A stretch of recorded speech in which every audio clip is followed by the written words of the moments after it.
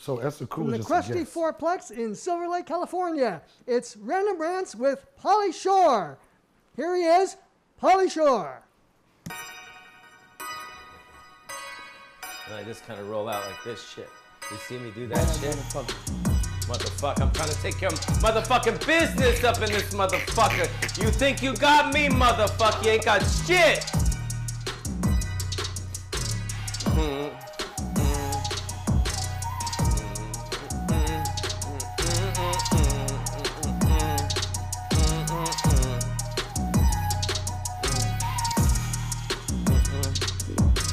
I like this beat. Turn it up a little, Richie. This beat feels a little bit what? Bill, this beat feels a little bit what? Pretty funky, man. Turn it lower, turn it lower. Turn it lower, turn it lower. This beat feels a what? Pretty funky. Funky meaning what? A little bit what? Pretty cool, man. A little African American. African American. Okay, here we go. Louder, louder, louder. Trying to take you down to all the places that people go when you want to know. I don't want to do blow. I'm coming at you live, this is what we do. Turn it up and live, this is a two. Take it down, take it down, take it down. All right, cut the music, cut the music. All right, what's happening, you guys? Welcome to Pauly Shore's beautiful Random Rants video podcast. This is when I randomly rant on what the fuck is on my goddamn mind, and I just spew it out.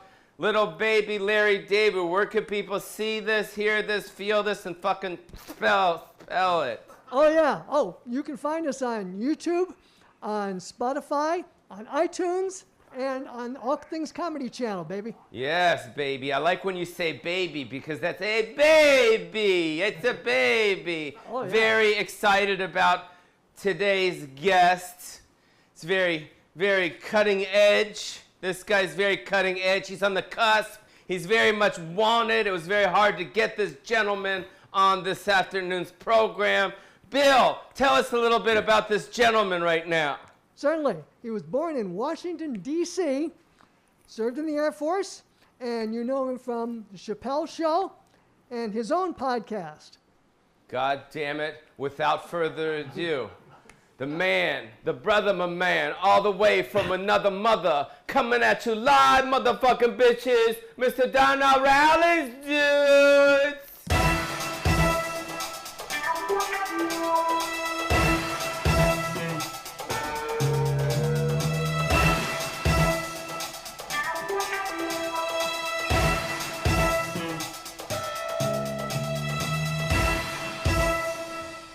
Keep playing the fucking music, don't stop.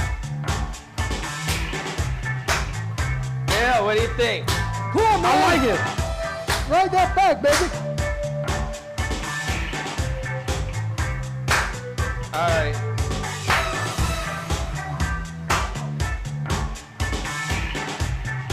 I'm old school. No, we're doing this shit. No, you gotta do like this. No, motherfucker, like this. Oh no! Oh no! Pause. This is not that type of show. This is some good ass fucking music, dude. People don't Donnell. You know what I'm saying? People don't fucking dance anymore because of the fucking bullshit. They don't dance because we you think dance. I need 6 feet, motherfucker. 6 feet, motherfucker.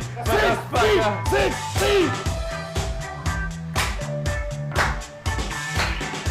All right, cut the music, cut the music, cut the music. What's happening? Black Lives Matter, I don't care no more. I got a call from my brother. His name is Pauly Shore. Holy shit. I told him I didn't want to be here. I'm the only black person he know. He said, you better do it because we about to go. Yo.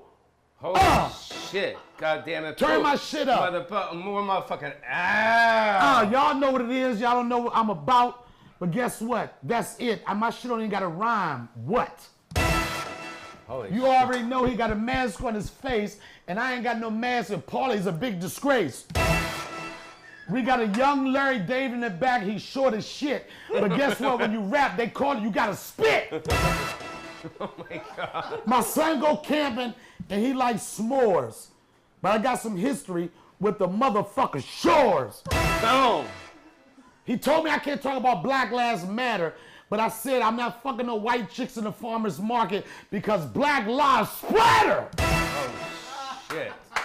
Shit. Bars, motherfucker, Wu-Tang. I think we need to get a housekeeper here and clean up this mess. You know what? You want to clean up the mess, but due to coronavirus, that's too much stress. Oh, shit. Y'all already know what it is, boss. Yeah, what's up? You already know what it is. Yeah. Yo, what's up? This is Donnell Rawlings. You know, how do you pronounce it? Probably is it Donnell Rawlings or is it Donald Rawlings? It's the most African American version you could say. Donnell. Oh, okay, Donnell Rawlings. Yeah. Donnell. Donnell Rawlings. Donnell. Yeah, and a lot of people don't know this. Is when I book my podcast, I book it very much in advance. A lot of people think... You called me 2 days ago. a lot of people think... No, I'm just saying, hold on, come in. Stop touching me, Pauly. I'm not Bobby Lee, nigga. A lot of people think that I just put you on the show because of it's the Black Lives Matter thing, but that's not the case. A lot of people, me, motherfucker. I'm the most sought after guest right now. You know why? Because of this. Okay, sorry, Paul. Okay, no. But anyways, no. Thank you so much for being here. I appreciate it. I've been wanting to get you on for a long time. I see you at the store for several years. Yes. And I always were like, yo, what's up? Always a big fan. Very funny guy. You know what I mean? You're doing your thing, man. This is good, right? But the comedy got taken away from you recently because of all this shit. So how's that been for you? You know what? The comedy hasn't, this is the thing. The comedy hasn't been taken away from me. The act of doing live stand-up is taken away from me. that part of it. That part of it. Yeah. People always ask me, they say, Donnell, you got to be going crazy because you can't tell jokes. But I have a young son. If I wasn't replacing stage time with family time, I probably would be losing my shit. Crazy, yeah. But right now, it's just a pivot. I've been getting more focused into my podcast, more focused into writing, and more focused in creating relationships with people that I had that I thought I never was going to need because I was a road comic. And now I'm getting business with them again. And then what about me? Am I cool or no? No, you're never going to be cool. You don't like me? No, you're never cool. But you're white. You don't have to be cool. You could just be quirky. You could just be Pauly Shore. It's people that getting ass because they're Pauly Shore-ish. That's how much your brand is so strong. A motherfucker could be close to like you and get ass. You're the only person that can't get ass off his name right now. Yeah. Shoreisms. But what do you think? Do you think I'm cool? What about the nub? Is the No, nub cool? no, I don't do that. Check out the nub just for a sec. I do black podcasts. We don't do that. No, but just check out the nub, here's a please. disclaimer. Oh my God. Here's a disclaimer. White boys love to do dick and ball jokes. Shout out to the white boy that I know is Bobby Lee. He's Asian white. But black people, we don't participate in that. So if you're going to do your nuts, I'm going to talk about Black Lives Matter. Pauly, it's your choice. Well, I guess we're going to be doing my nuts. All right. So, no, for real, I want to get to know you as more than what a lot of people know you from The Wire, or they know you from the Chappelle Show. Right. They know you from that. I want to know you as a person. And as where you're from, you're born and raised in Washington, D.C. Born and raised in Washington, and you're in the Air Force. Yes. So that's sick, dude. That's fucking crazy. You're 51 years old. 51? Are you not allowed to say that?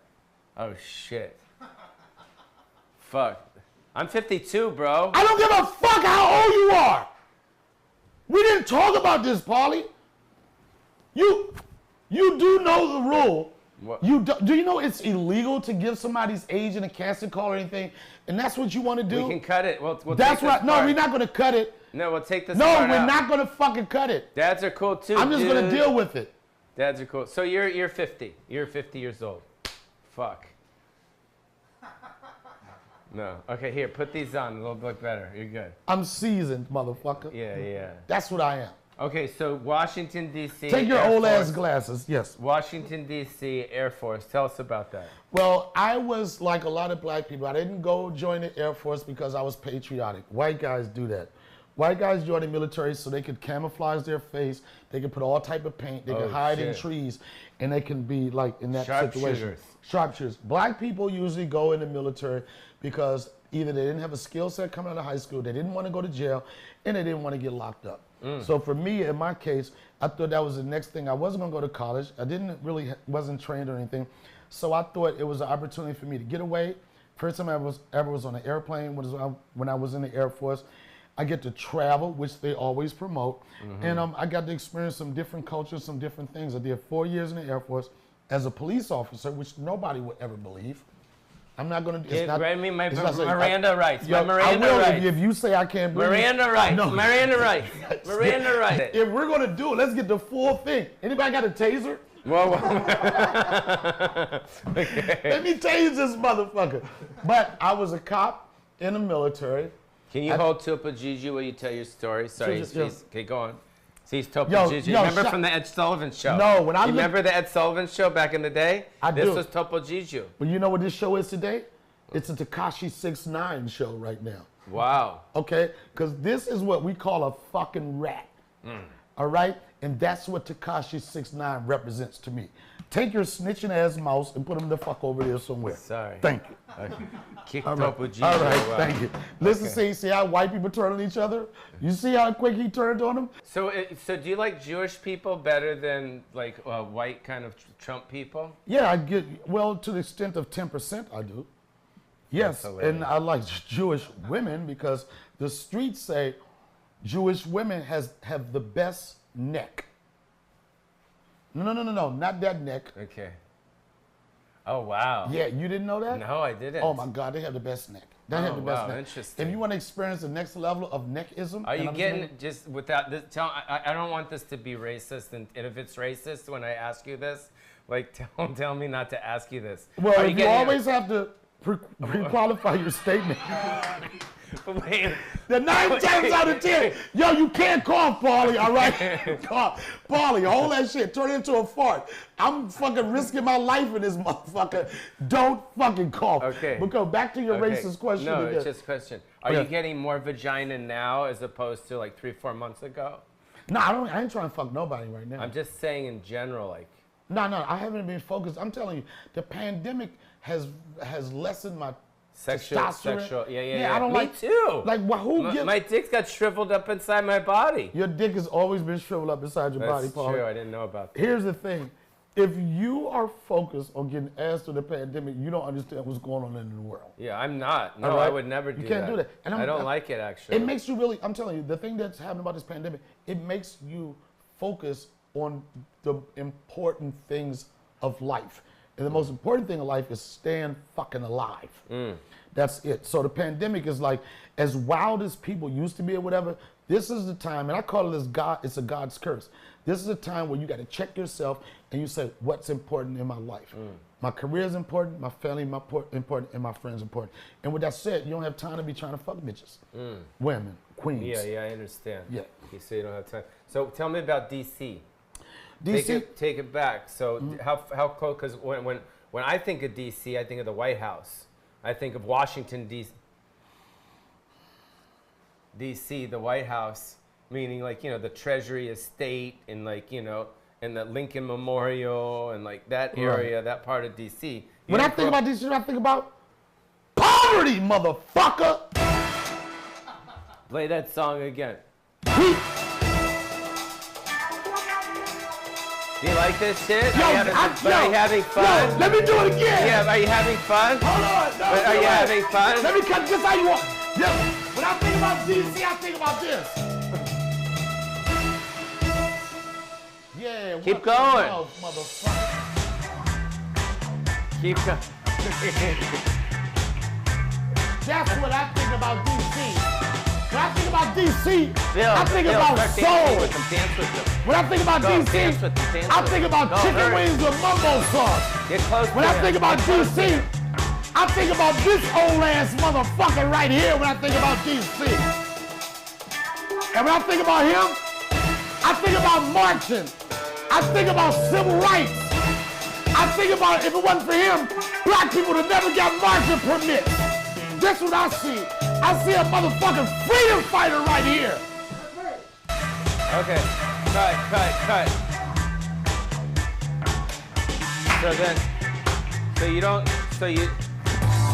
So So you don't think of the White House at all? Because that's Washington, D.C. I think about the White House, but right now it's hard for a black person to really think about the White House the way like this. Oh, that's the White House. When a black person think about the White House now, we think about, oh, that's the White House. You know what I'm saying? Yeah, what do you think about that? Call it the White House.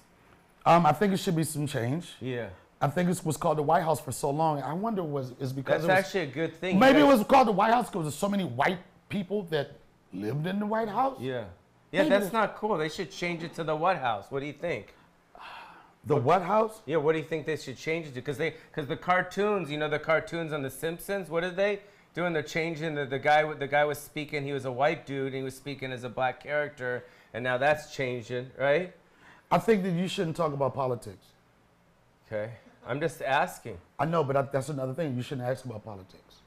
Okay. I don't think that, because that idea you just gave me was the fucking dumbest idea I've ever heard in my life, Pauly.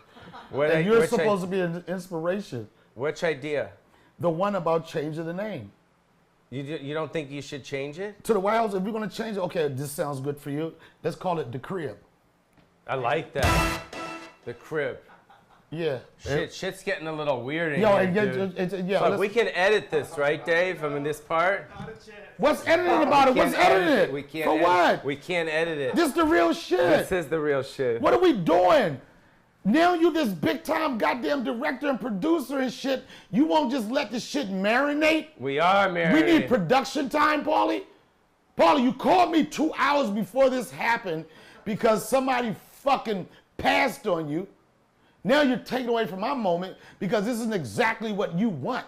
I was happy to be here. I was fucking happy to be here.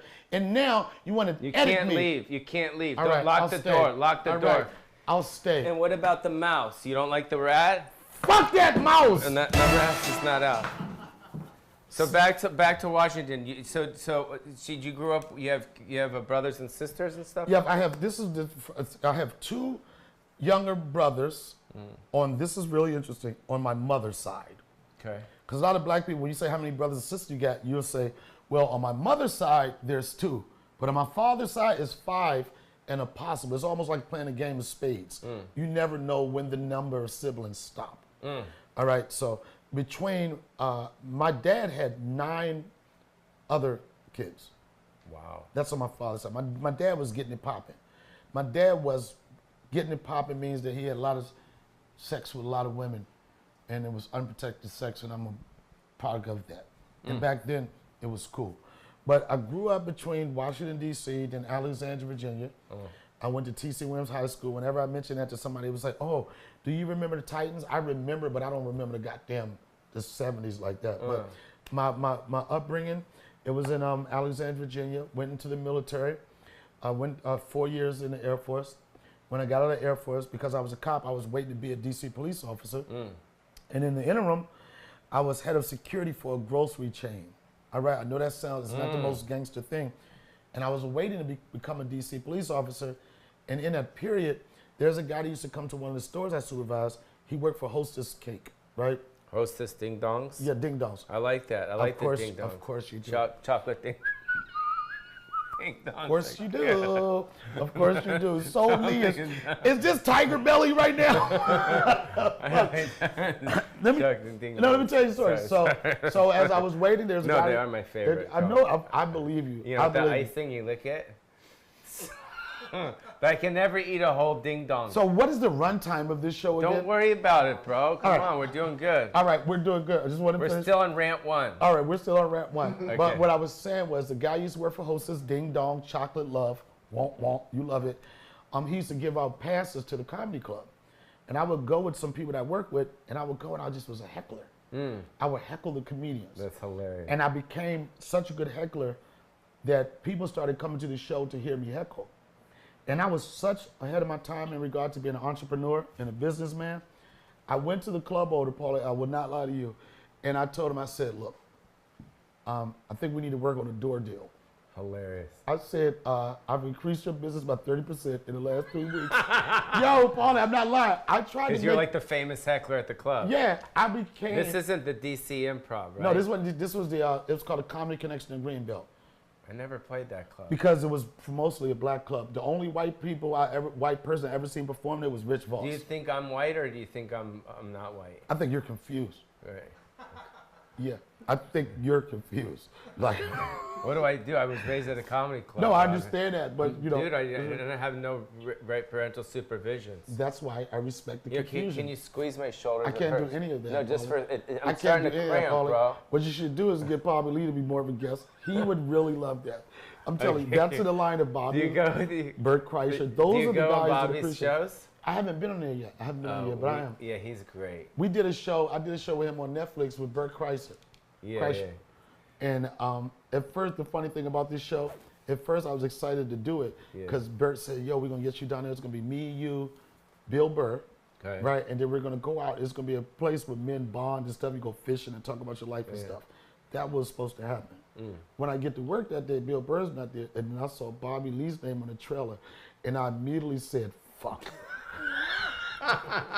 Yo, I immediately said, there's going to be some naked shit going on, right? Just to see it, and I love Bobby, right? Yeah. But just to see his name on the trailer, I was so disappointed, right? So then when I go into the house, the first scene, I walk into the room, Bert and Bobby Lee are on a fucking bear skin rug, no, Bert was naked. Oh, no. You know Bobby's not going to let you have an opportunity to be naked and he's not naked.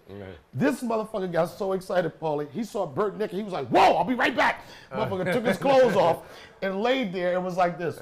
Right between Bert and the naked motherfucker. Yep, and I was... So go back to the heckler, how you started getting into the stand-up, you were drawing at the club? Yeah, well, you know, in most comedy clubs, you know the environment. Normally a heckler is someone that wants to do comedy but don't have the balls to be in front of people. It's so easy to be in the corner shouting your shit out. And your audience doesn't have to respond to it. Are you sure you can't hit? I don't need you to rub. Look. I don't need you to just go like that, or just hit like this. Just here. Oh no, right here like that. Oh wait. Here, hold that. 1 sec. BET, please. Here. No, just because I cramped. BET, I'm here because you motherfuckers won't give me a job. Here, look, just. Whoa, is that tested? Is that tested? Here, just right here, just because it's right here. Wait, right here. Well, how do you do it? Yeah, like that. All right. Just right here. A little lower. A little lower. Okay, that's good, thanks. Sometimes I cramp up, sorry. Whoa. Okay, so. Sanitizer? Sanitizer. All right, I just feel like that machine, I feel like it was been used for more than this just show. And I think on Is that. this a guess? Am I close? No, you're good. All right. And I think on that. You know what type of click you gotta have to take that pounded? Yeah. Industrial. Industrial. No, industrial. You never seen this? I never seen it. No, it's for it's called a gun. It's like for massage and stuff like that. No, that was racist. A gun? You said you never seen it. It's called a gun. That's what you said, Pauly. No, it's a thorough gun. No. Okay. Pauly, you looked at this. You looked me in my face, and you say you never seen one of these down there. It's a gun. Wow.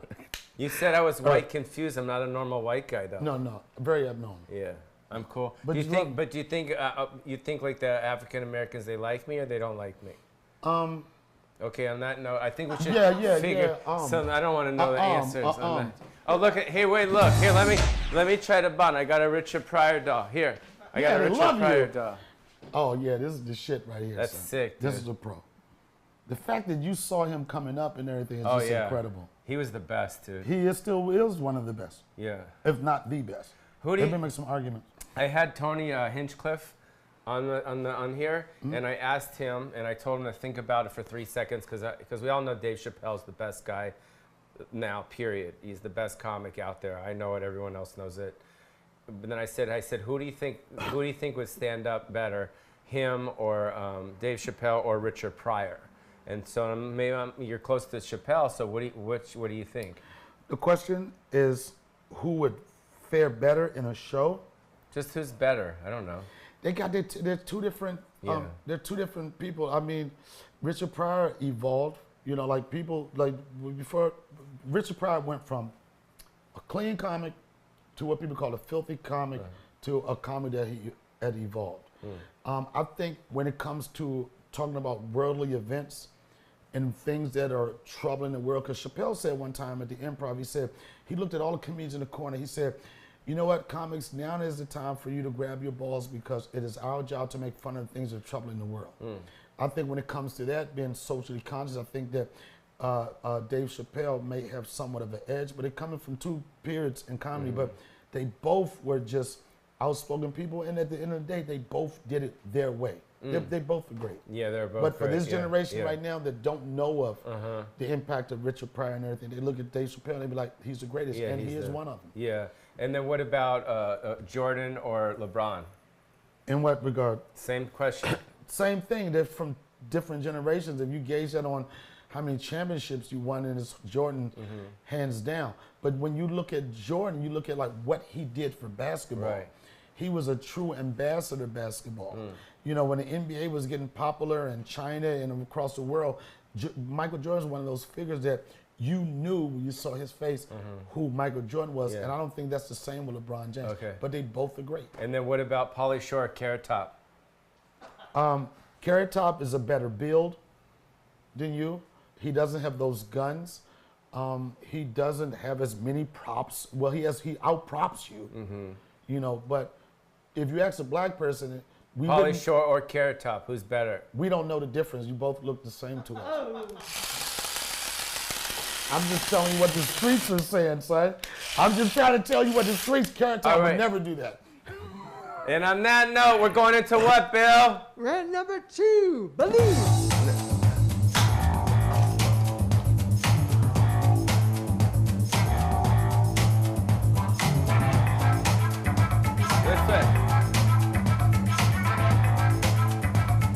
Turn it louder. Yeah!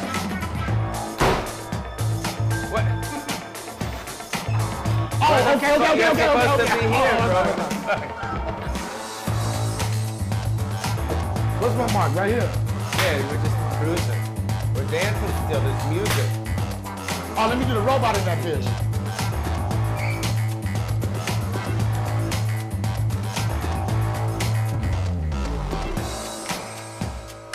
You want to do a shot? Yeah, why You want not? to do a shot? Yeah, why not? Yeah, let's do a fucking Let's do shot. We're going to do a shot. This is good. You know I love to cook, bro. Huh? I love to cook. Let's do it. Okay, we're going to do a shot. We did a shot glass. Oh, we got it right here, bro. What do you want? I'll take the Patron. Show. We're gonna do shots right here. I'm here with Donnell motherfucking Rawlings. Shot! Get her, stand right there. Talk to that camera over there. Yeah. Shot! I don't usually do this. We're white guys. Hold that shit up. Because when they do shots, they get naked. And we're not doing that. But we're gonna do a shot for Pauly No More Shore. The streets love you, Pauly. Here we go, brother. There. Let's go. What are we toasting to? We're gonna toast. Michael Rappaport! Oh, did we? Hey, come up here. We're gonna toast to Ebony and Ivory for life. Together in perfect harmony. Side by side, my piano people. Cheers, love you, bro. Yo, fuck that. Why you ain't hit me with this shit? Oh shit, you want some of No, that? it's okay. Let's do it. Shot. Let's go. Here we go.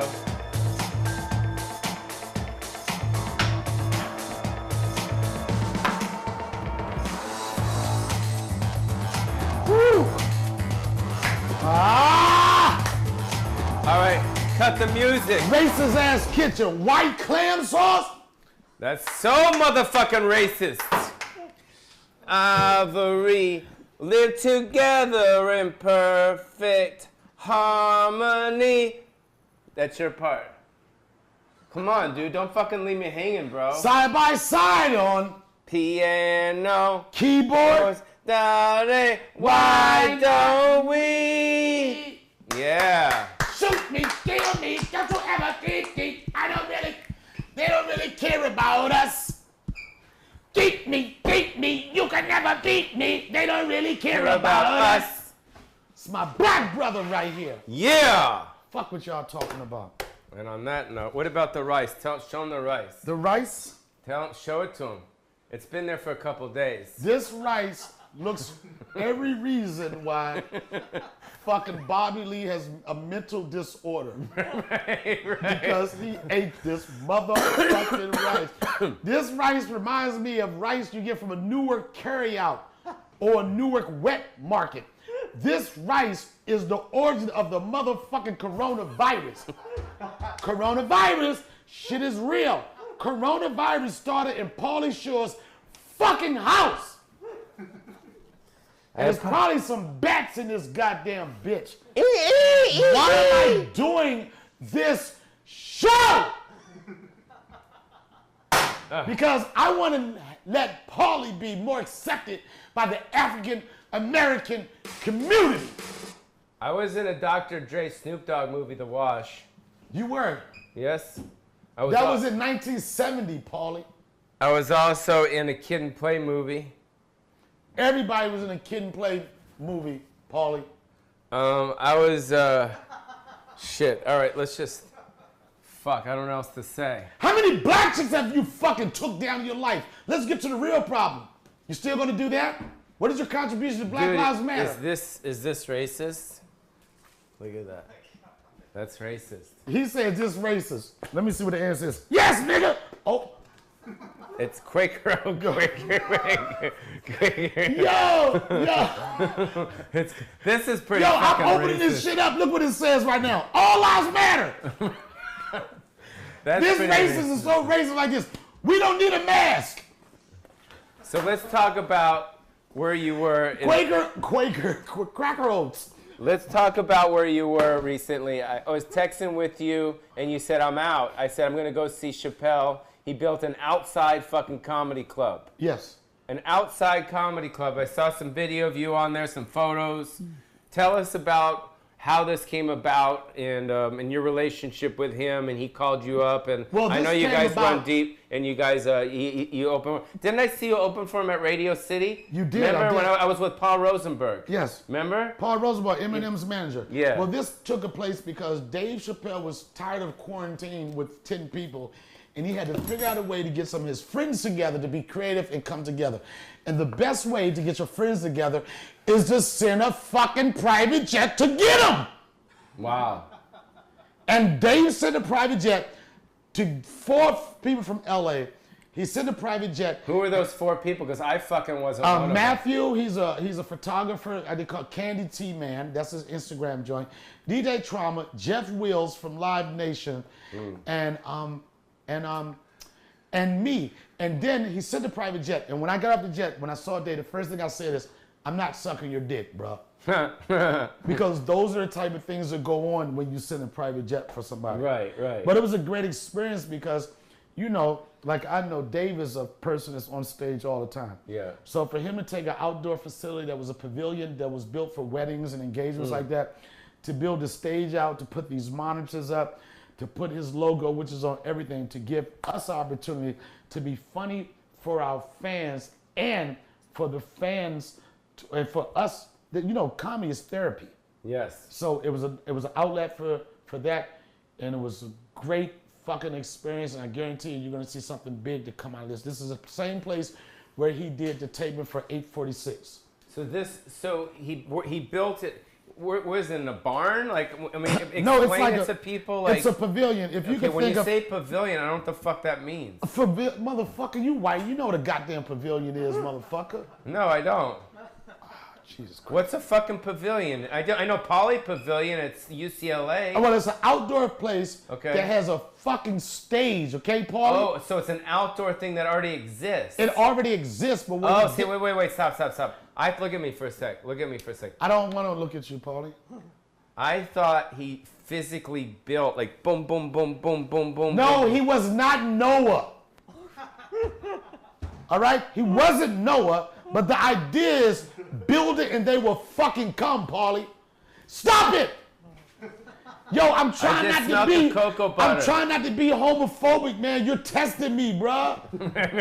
Right. You're testing me, bruh. So listen, so he didn't build it, it was already built. It's a pavilion built.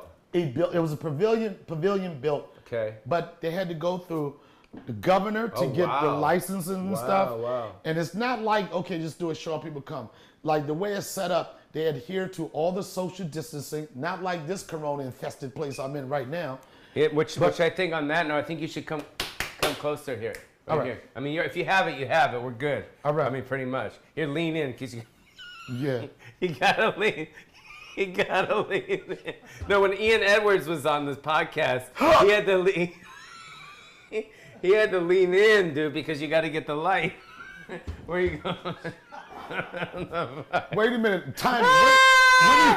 When are you going to start talking? Go. Okay, that's hilarious. So it was an actual pavilion. It was an actual pavilion. So it's something that was already built. The governor. Yes, it's something that was already built, Pauly. It was.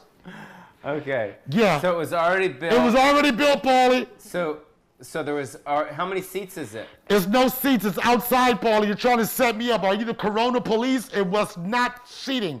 Okay. So Like it was close. It was built enough. It started off with 60 people. It's up to 220, and I think there's some things where they can make it corona-free for 500 people, Pauly. Wow. Any more questions? No, and it's in Dayton, Ohio? It's in Yellow Springs, Ohio. Wow.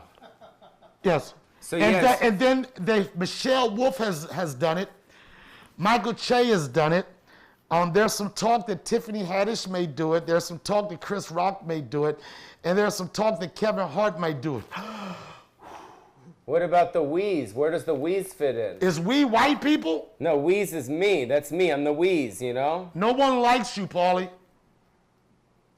I can throw your name out there. That's not cool. I have a big following in the Ohio area. Okay, you know who else has a big following in the Ohio area?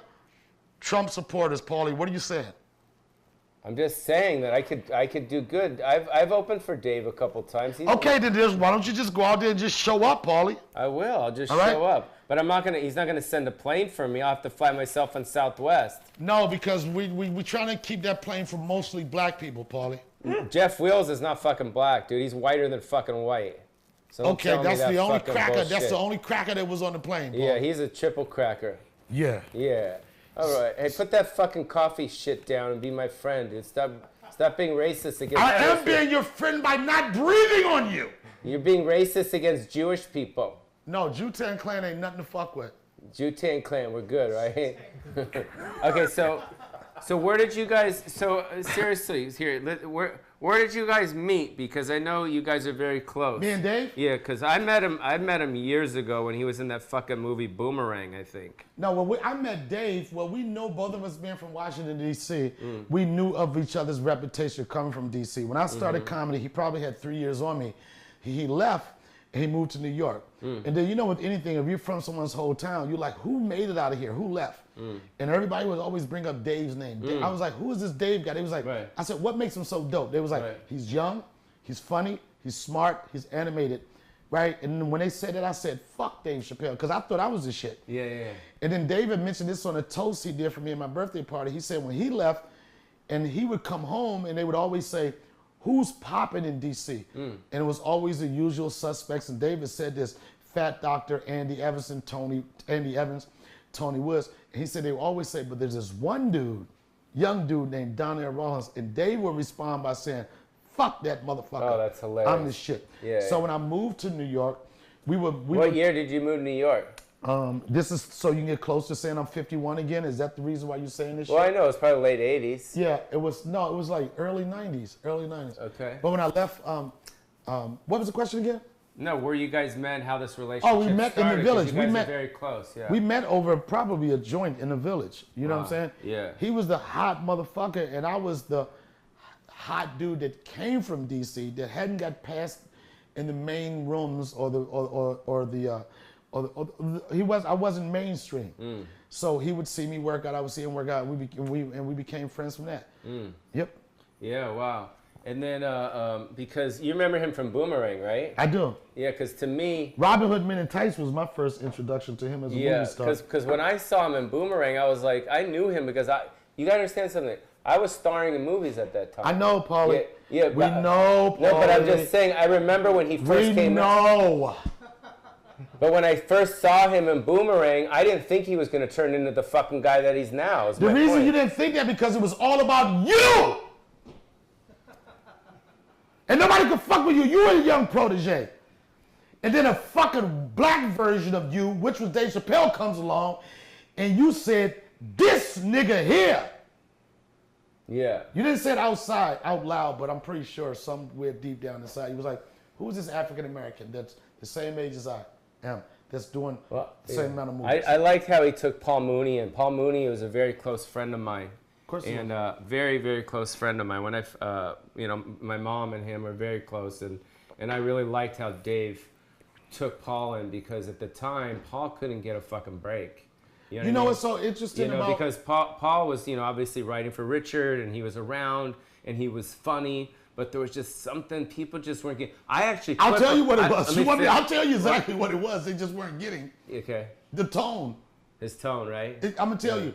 There's not too many comedians that could have the point of view that he has and not waver from it. Not care about what anybody thinks. And I'll tell you, when I first started doing comedy, Pauly, I had one of my uncles. He was one of my relatives.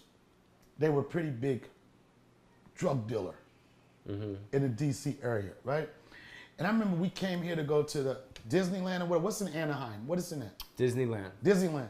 So this is where I probably was doing comedy for like 4 months, right? And one of my relatives, we went to the comedy store, right? And he was like, you want to go on stage? I was like, you don't understand. I was telling him, you don't understand comedy. You can't just say, I want to go on stage. Right. You can't just raise your hand, right?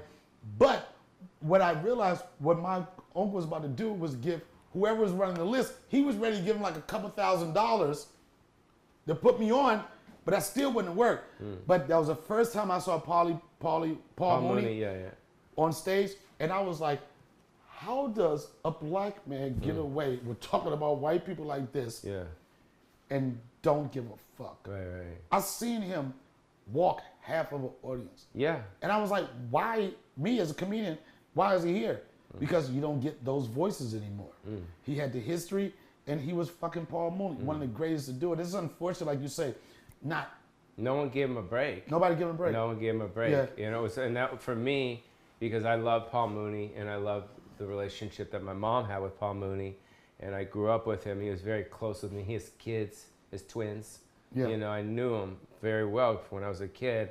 And when Dave Chappelle took Paul Mooney under his wing, I was like so happy. Let me tell you something. That was such the beautiful thing about the Chappelle. It was cool because Dave knew.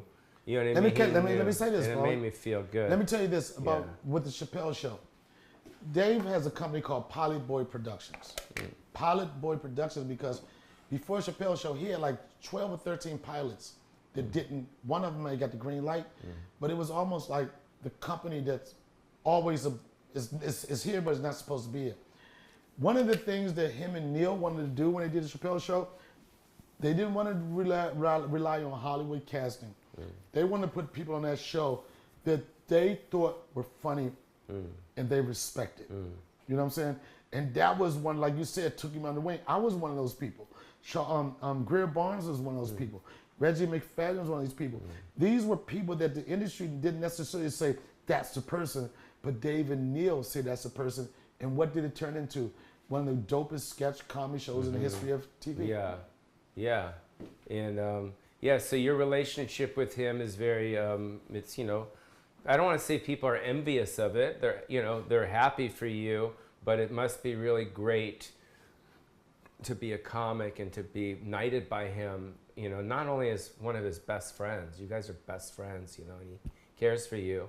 But the fact is that he knights you, and you're with him now at this time in his life, and that's beautiful. Let me tell you this. That's great. This is what people don't understand. Yeah. People always ask me this, Pauly. And I've had this argument. If it wasn't... Step a little closer. Yeah, this is the argument that I can look at you, right? Yeah, I know, but I just want to make sure you're on Okay, camera. Right but there. this is the argument always people say, if it wasn't for Dave Chappelle, where would I be? And here's the thing. When we did that show, nobody was a cast member. You were only as good as your last sketch. So as much as he gave me a platform, you've been in the business, somebody could say, hey, here's a shot, but are you going to make it? Are you going to hit a home run? And as much as people want to say how responsible that show was to people knowing me, is that we're even, because when you got me in the game, I got home runs. I would have never been I would have never kept being on the show if I wasn't you hit doing it out of the my park. shit. I get it. No, you hit it out of the park. Yeah. Yeah, no, I get it. That's respect. I know you get it, but could you not be dismissive and show more love for that? The what? Can you not be so dismissive? No, No, Pauly. You said, yeah, I get it. No, because you're when talented as fuck. when we were talking about you, Yeah. we had all the time in the world. Okay. Gets to me, I have one more of those from you, Pauly, and I'm pulling my Black Lives Matter card on you. Okay. Okay? Okay. Just want to be clear. Okay. So anyway. I promise you I wouldn't go all Black Lives Matter, right? No, I get it. You're talented as fuck, and I respect that. Can we say that? I've watched you. Okay. It's not like I've never seen your shit before. Right. You're very funny. I've seen you at the store 100 times. Oh, I've seen you. Yeah. So. I want to share a story, but I can't. Yeah. So anyway. We're not, I know. Yeah, we don't want to talk Can we about just do it and edit it out? No. Come on. No. So come on. I'm sorry. I know this is not the normal format, but I can't tell a story. But if you go to my Patreon page, I'll do it. Right? You got to pay for it. No, but go ahead. But you've been in the game a while, and you definitely, you hold your own. I know. I go on tour all over America for 30 years. All the clubs. You're right there with me. I hear the stories. Yeah. Yeah. So anyways. I go to a green room. I'm like, what happened? Pauly was just here last week, so I know those stories. So anyways, I'm really happy for you, and hey, you know what? Here we are. We're telling jokes. We're very lucky.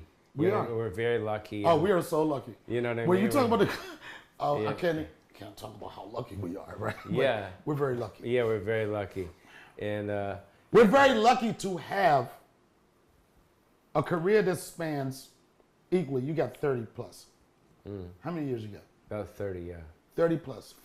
First off, Pauly, you can in two hands count how many motherfuckers you know that you started with 30 years ago that's still, and the word young kids like you is still relevant. You can't do, I ain't saying you can't do it, it just doesn't happen. You think about how many motherfuckers, I came from the black circuit, they had all these niggas named Shucky Ducky Quack Quack and all this type of shit. Where are they now? Do you remember Charlie Barnett? Charlie Barnett was one of the. That was my fucking boy. Yeah, that's a good that person was to my be a boy. A lot That of was people my fucking boy. A lot of people don't know. They don't know Charlie Barnett. They don't know that. Phase on Love, one of my best friends. I know that. Well, that's Yeah. a different conversation. Yeah. But Charlie Barnett, people don't know that was one of Dave Chappelle's mentor. People don't know that Charlie Barnett was a fucking street performance legend. Yeah. They don't know that Charlie Barnett took Dave under his wings in the park. You want to talk about performing in a difficult situation? Try going to a park and building your audience one person at a time. Where you're going to do 35 or 40 minutes, right, Pauly? Yeah. But you can't blow your load. Basically, street performers, they work for 35 minutes for one joke. Right? Charlie Barnett. Another thing people don't understand in the story, if there would not have been an Eddie Murphy if it wasn't a Charlie Barnett. And I don't know if you know the story. You know the story. The story was From the comic strip. Yeah, but the story was Charlie Barnett was the hottest motherfucker in New York. He was on Saturday Night Live, right? And he got fired or something. He didn't get fired. He was illiterate. Oh, yeah. He couldn't do read. the key cards or anything. Yeah. So he was supposed to, this is how things work weird ways. Charlie Barnett was supposed to be the next motherfucker. Boom, boom. That didn't work. Guess what? He got AIDS, right? Yeah, he got AIDS. He passed away of AIDS. But Charlie Barnett was supposed to be the next person. It didn't work out. So now, we got to shuffle. Who's next? It was Eddie Murphy. Yeah. But Charlie Barnett was the type of dude. He was such a powerhouse, and he dealt with demons, which a lot of us do, right? But he was so powerful. Like, he would work the comedy clubs, but outside was where he shined. And when they didn't give him spots at the Boston Comedy Club, Barry Katz's own club, he would go in the hallway, listen up, motherfuckers! Right. I'm gonna do a free show Right. in the next fucking 20 minutes.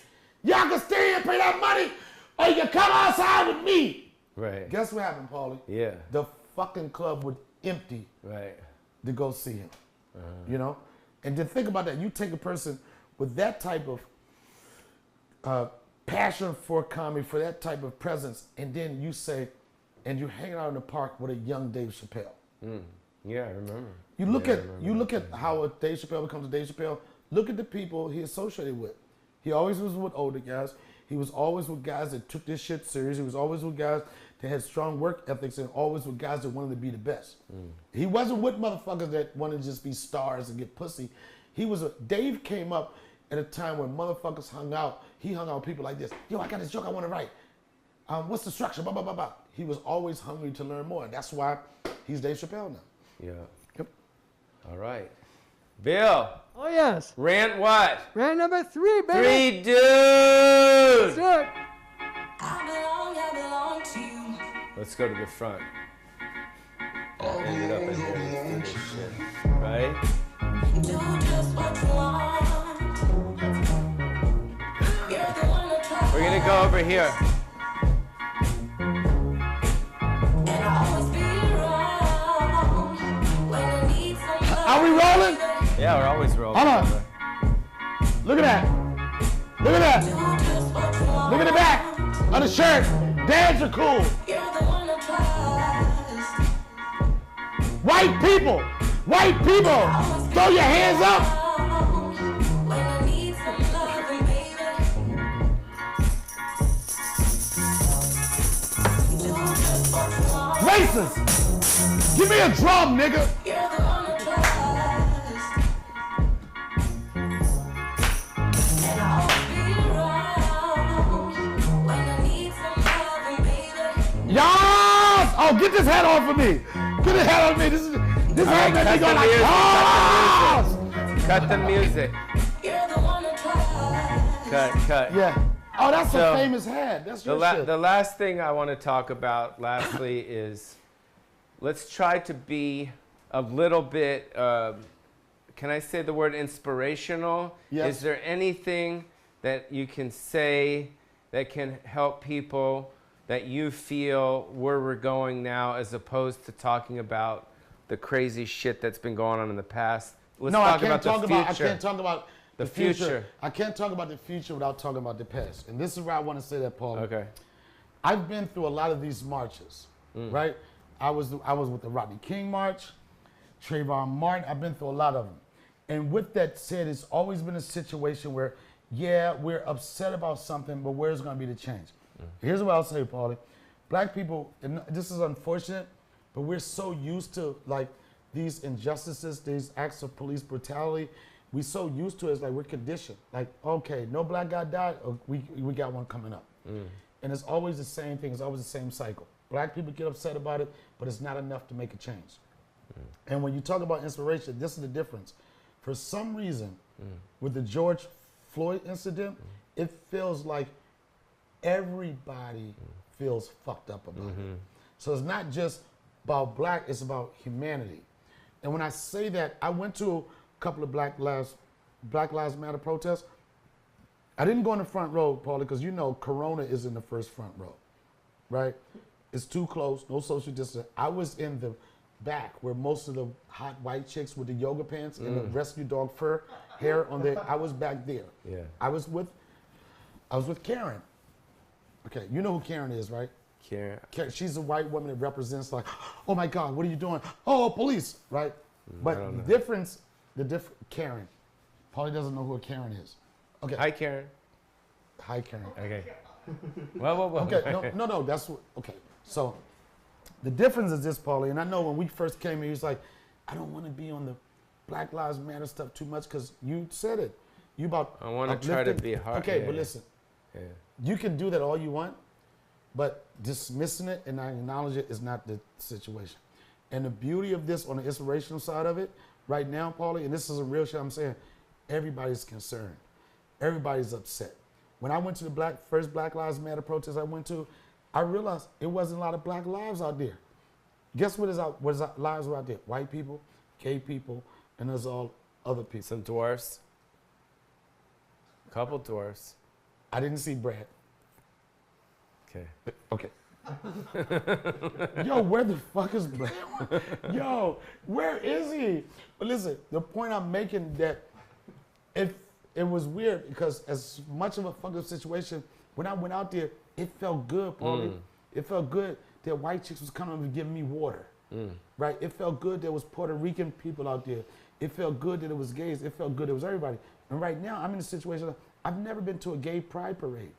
But I think I owe This is kind of like a gay pride parade. Oh, you don't have to tell me this that. whole thing here.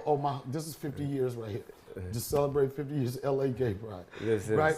Listen, but I feel like I owe the gays a march. The reason why I say that because they came together. They came together for Black Lives Matter. So I feel like I never said to myself, would you participate in a gay pride parade? And now after this, and after have seen how everybody come together, I would. I can put my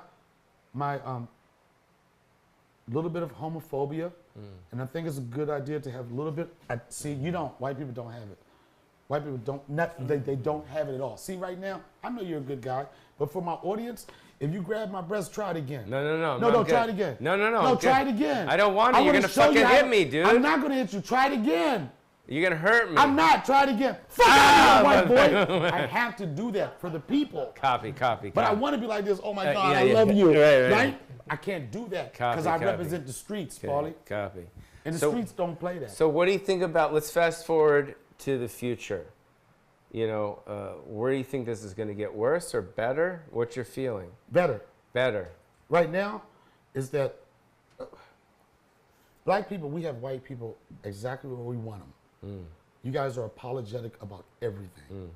You guys are ready to write a check to the NAACP in any moment.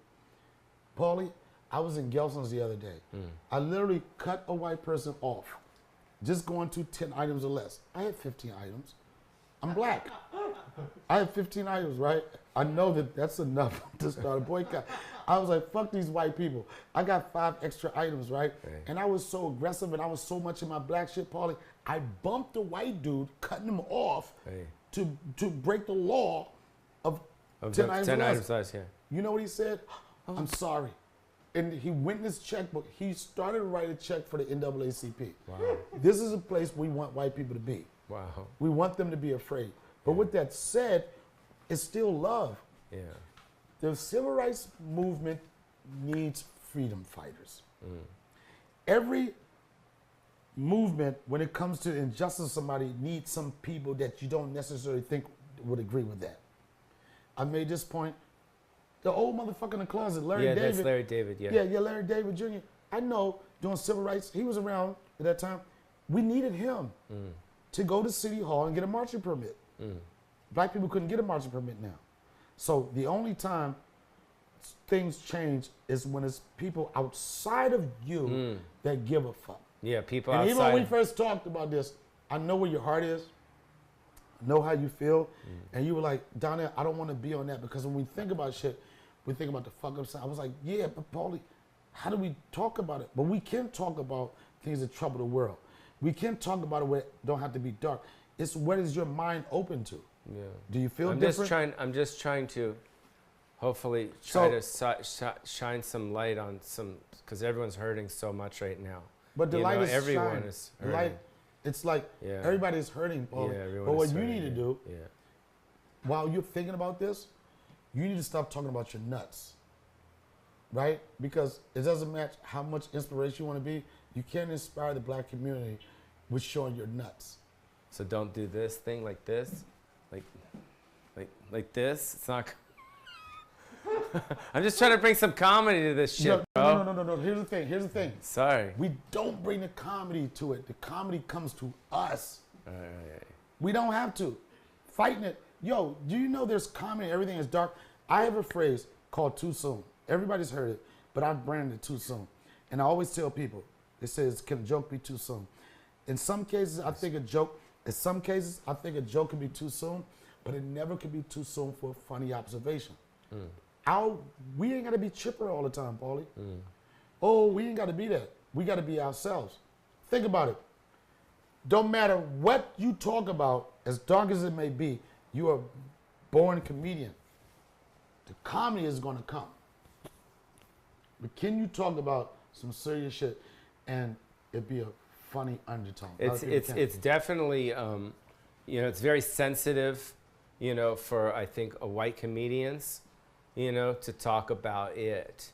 You know what I mean? It is. Well, you're not a white person. I'm not a white person. So you don't know. You know why? I'll tell you why. Yeah. I'll tell you. One of my friends, close friend of mine, very instrumental in a lot of things in my career.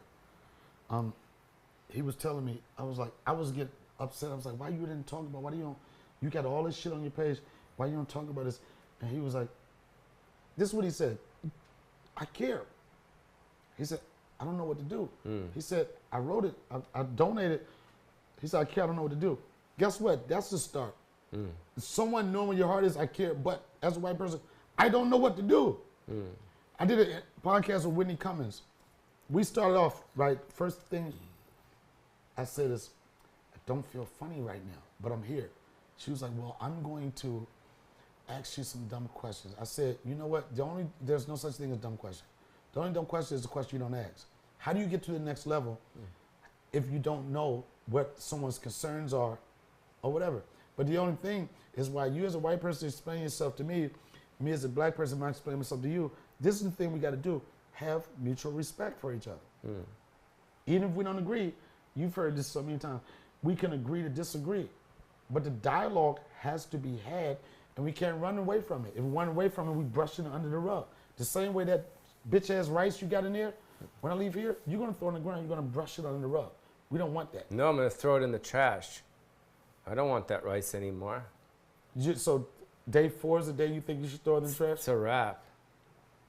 All right. But I'm just saying, like, as much as you say you want to be inspirational, you're inspirational by the life that you live. You know what I'm saying? We could put comedy to the side for a second. What's wrong with being real?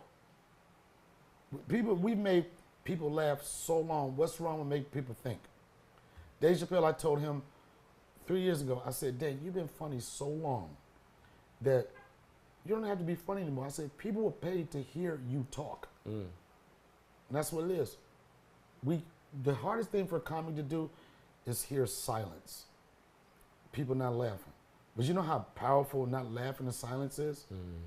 Everybody can't control that. Yeah. Cool. All right, why don't we play That's this it? song? After all this inspirational shit, cool? Well, I don't want to keep going. I mean, Can you stop for a second? What? You can't say cool. I just said some Wait, fight the power. you're blocking the camera. No, I'm just right there. did some fight the power shit to you. And you was like, yeah, Donnell, I feel your heart and your soul, but cool. You can't do that. Well, I don't know what to say. I love you. Yeah, I love you too. I mean, I'm just scared and nervous about everything that's going on in the world. It's not just the Black Lives Matter. It's the economy. It's the corona. Have you had a life? Have you had a life? Have I what? You've had a life. Absolutely. Your life right now could rival your life is like dog lives to the average motherfucker. Okay. 1 to 7. Okay. Yeah. I've done a However lot of old stuff. you are, whatever, like for life experience, whatever, you're 140. You know what I'm saying? What are you scared of? Well, this curveball that got thrown at us this whole last 4 or 5 months, it's hurting a lot of my friends. It's hurting me. It's hurting, I mean, I'm a comic. I miss going on stage. I miss hugging people. No, that's the part I miss too. I miss interacting with people at the airports. I don't miss that part. No, but I miss all that stuff. I'm not going to international terminal anymore. Chinese, I'm just sorry, Chinese line. But yeah, you're saying, so that's the stuff that, that I'm hurting about. I'm hurting about walking around Silver Lake here and people are looking down and with masks on and that's not who I am, and so it's scary to me and it's and it's an unknown, you know. I've been around for a while, but I've never experienced this, and we'll get through it. You know what I mean? And the way that I'm living with it is one day at a time, because that's all I can really do, you know. And So you're being a bitch right about now. I guess, I don't know. I'm telling you. Okay. I mean, We're going to get through it, bro. we'll get through it. We're going to pivot. Yeah, we'll get through it. We'll get through it. We're going to pivot. And like, we missed stage. So, okay, we missed stage. Guess what? Look at this shit you got right now, bro. 20 years ago, like 20 years ago, can you imagine if Corona was around 20 years ago? How am I going to be seen? Nobody's going to see me. Look at it. This is a time when you empower yourself. This is what everybody's talking about cancel culture. You know what they can't cancel? You, they can't cancel this, they can't cancel this, and they can't cancel this. They're going to try to. You know what? My agents have been sending me all these voiceovers for audition and everything. I was like, I don't give a fuck about anybody telling me no anymore. We are in a situation right now is that they can't cancel originality in you. I agree, and that's why I do this. You know, that's why I do this, and that's why I do other people's stuff and other comics stuff, and yeah, this keeps me going. But you know, I just, you know, I hope. I don't know. I hope. You know, there's not a lot of people that are as fortunate as us. You know, they're just not. You know. Then guess what? They're not as fortunate as us, but guess what? We can lead by example, and we can show them what could happen. As much as you want to say we're fortunate, it still takes work ethics. It still takes working hard. You know what I'm saying? It still takes believing in yourself. And if we don't show anybody, they'd be like, oh yeah, but it's hard for you motherfuckers to understand. Y'all, nah, fuck that. Work ethics are work ethics. What are you going to do about it? And at the end of the day, you can make an excuse. I've learned years ago there's two excuses. There's a good excuse and a bad excuse. And at the end of the day, they're excuses. It's so easy. I could have a gig on Friday. One of my relatives could pass away, right? And I could say, I'm not going to the gig. I'm fucked up. I need time to mourn. It's a great excuse. It's a good excuse. But it's still an excuse. Who deals with excuses and say, get the fuck out of here? No, I get it. I did a show when my dad died. When my dad passed away, I happened to work in Detroit that night, and we had sold out all the shows. And the promoter's like, hey, you don't have to do this. And I'm like, no, I got to do it. And you know who probably said that? Yeah. You got to do it? Yeah. Your dad. My dad, yeah. No, I get it. You know what I mean? Yeah, I get it. That's the only thing we can do. Only thing we can do, Yeah. Pauly, is, and as crazy as our lives are, all we can do is continue to try to live by example. And as you say, give people the inspiration. You want to say something inspirational. You know what's inspirational? The fact that, whoa, back up here. You know what's inspirational is the fact that you're doing this. What's inspirational that you got a team of people in this motherfucker and you're doing your shit. That's the inspiration. That's it. Cool. Am I say cool now? Am I allowed to get out of it now, or am I still? Play the music. Play the music. All right. Promote your social media. Tell people where I they don't can want see. to promote my social media, No, motherfucker. tell people where they could see you. Go. You can see me in Pauly's fucking bedroom. All right. What's yours? No homo. At Richee TV, all across the board. And he just ignored me. wake I up. wanted to say it, but he didn't let me do it. All right. Go. All right. At Bill G. Is it too late to DiGiulio say? Music and YouTube. Fuck Larry David back there. We'll see you guys next time. Pauly Shore at Pauly Shore. I'll see you in Tacoma, Washington. Is that the Black Club? I just want to say this. The Donnell Rawlings Show. It's on all the streaming platforms. Stay black. The Donnell Rawlings Show. Pauly? Pauly? Yes, sir. Thank you. Thank you. Don't touch me. Bye. Oh, Oh, God.